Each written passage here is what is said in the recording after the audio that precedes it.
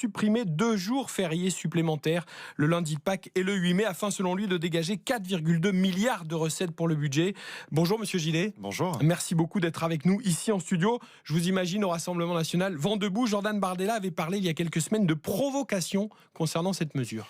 Bien sûr, parce que le gouvernement ne s'attaque dans les mesures qu'il propose qu'aux travailleurs, en l'occurrence aux travailleurs et aux retraités. On l'a vu dans les mesures annoncées également il y a quelques semaines, au lieu de s'attaquer finalement aux économies qu'il faut faire. Parce que nous disons au Rassemblement National que oui, il faut faire des économies. Évidemment, il faut trouver de l'argent parce que l'État va mal, la France va mal. 3300 milliards d'euros de dette, d'ailleurs 1300 milliards d'euros supplémentaires depuis qu'Emmanuel Macron est président de la République. Ils ont totalement ruiné le pays. Donc oui, nous disons il faut faire des économies, mais non, il ne faut pas prendre davantage aux Français qui sont déjà très lourdement taxés, qui payent beaucoup d'impôts et qui ont beaucoup de mal à finir les fins de mois. Ce que nous disons, c'est qu'il y a des économies à faire, notamment sur le sujet de l'immigration.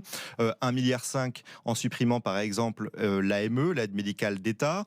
Plus de 15 milliards d'euros si nous décidions de supprimer les prestations sociales aux étrangers. Et il y a aussi des économies à faire sur le millefeuille administratif, sur les strates. Les agences d'État coûtent 80 milliards d'euros par an.